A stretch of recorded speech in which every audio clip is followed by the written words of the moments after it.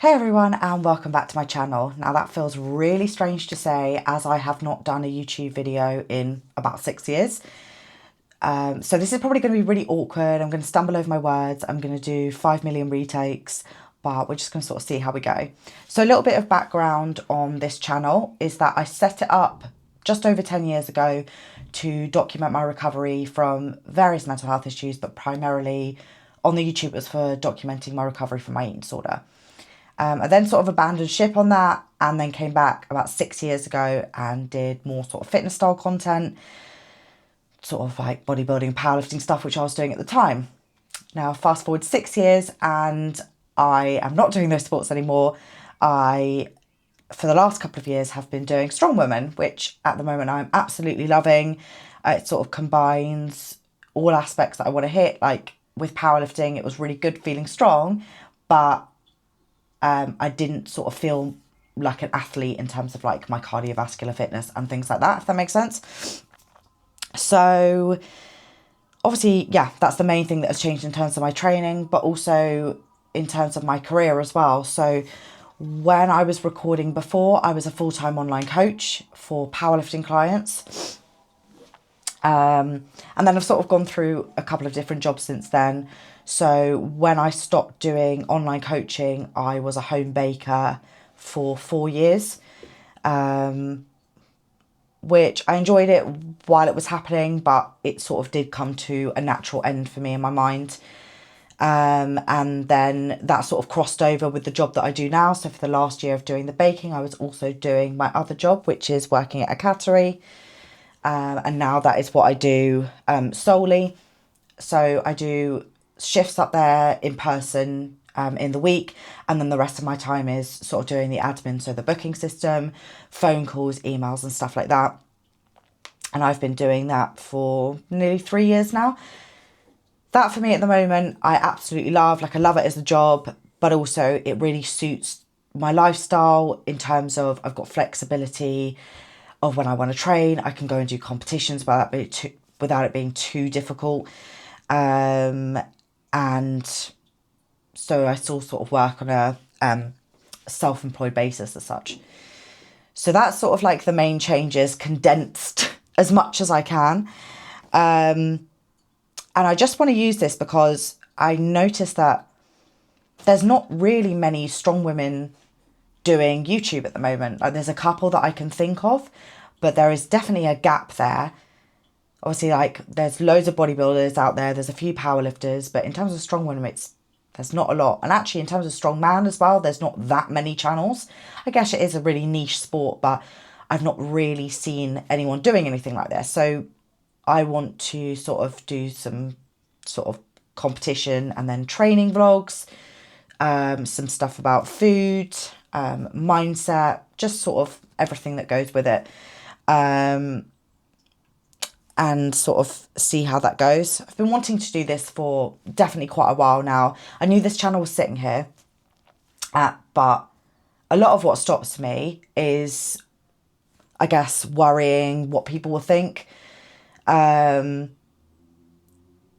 that is like the primary thing of like, well, you know, what she got to say, or, you know, does anyone really care? But so for me, I'm going to use this as sort of more like a diary and a vlog, because it's really nice to look back and sort of see how things have been going. So yeah, that's pretty much that. So I thought I'd quickly talk about my competition plans for this year as well.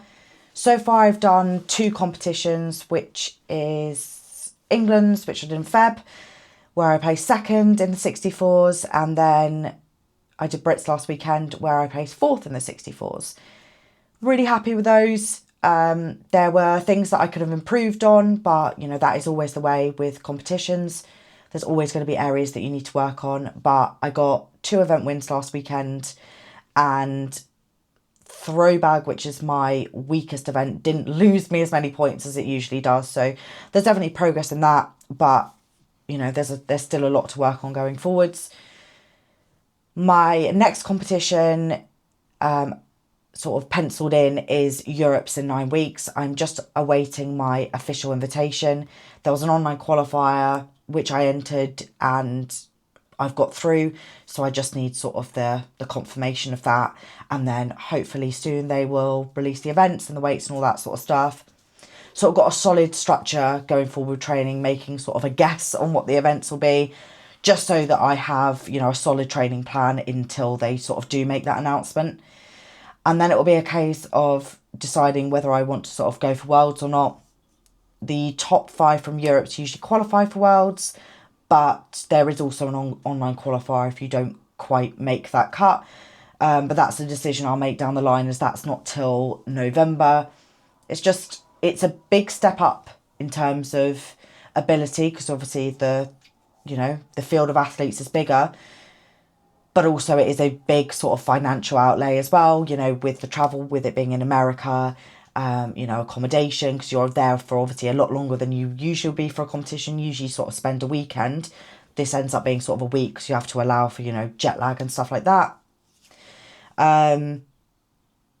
Competition fees and all that sort of stuff. So it's a big decision. So that'll be sort of thought about later in the year and in after Europe. So, but you know, if I don't do that, then it'll be sort of another long off season, which I personally like doing.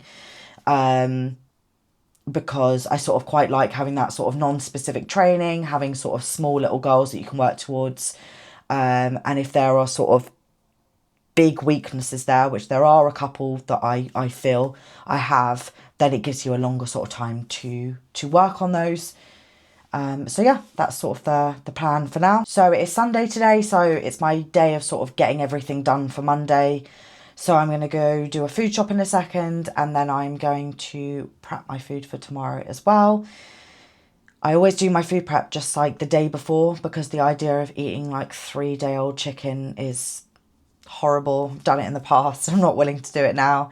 I have the time to be able to do my food prep sort of every evening, so that is what I do now. My priority at the moment is just fueling for performance while sort of keeping my body weight steady.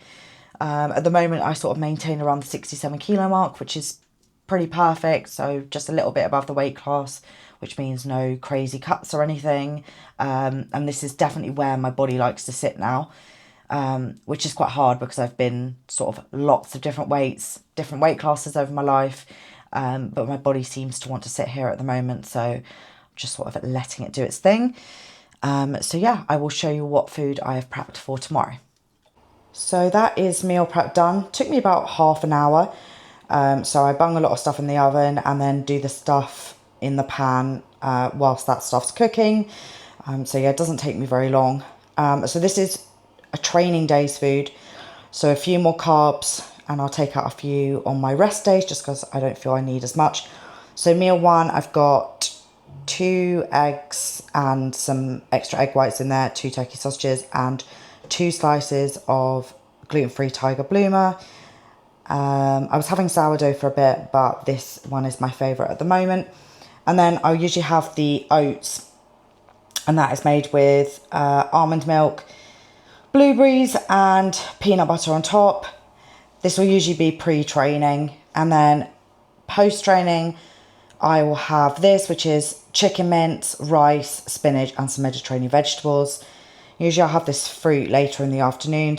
I try and mix this up a little bit. So sometimes I'll have like mango, pineapple and stuff like this. But this is strawberries, grapes and cherries tomorrow. And then dinner, I've got lemon and herb chicken, some potatoes with rosemary and broccoli. And the best part of my day is this. So I have a Ninja Creamy. This is the Arla vanilla lactose-free protein shake mixed with some almond milk. And then I'm going to mix in 2 crumbled up gluten-free biscuits. So I literally have like ice cream every single night, which is an absolute game changer. So that is food prep done for the day. I'm very hot right now standing in the kitchen where I've been cooking, which is why I probably look so sweaty. But yeah, these are the meals I have pretty much every single day. I might occasionally change things around, like the protein source, change around the fruit, the veg, but I mean, it is pretty much this stuff. That structure seems to work for me, and I enjoy them. They also digest really well, which for me is a huge thing because I have lots of stomach issues. So having gluten and lactose free is really important, but also I can be set off by, you know, certain types of vegetables and, you know, like red meat and things like that as well. So I do have to be quite picky about what I have, which is absolutely fine. I'm just sort of used to it at this stage because it has been this way for so long. But yeah, as I mentioned, this is diet for a training day, and this is sort of a maintenance phase, I guess you could call it, at the moment. So these will change around a little bit on rest days. So I'll have sort of a few less grounds of oats, one slice less of the Tiger Bloomer. And then when it will come to a dieting phase, because I have the sort of training day and non-training day, I would start to take food out of the non-training day first, because the priority is always sort of the performance when cutting weight. So yeah, I'll probably sort of revisit this when my meals have changed a little bit down the line, sort of into the back end of the year prep. That's sort of how I organise things for now. Thank you so much for watching. I hope this hasn't been too boring. It's been quite strange to film, but I'm excited to keep making videos and hopefully make them better. Doing things like some training vlogs, and when I get around to it, competition vlogs and stuff like that as well.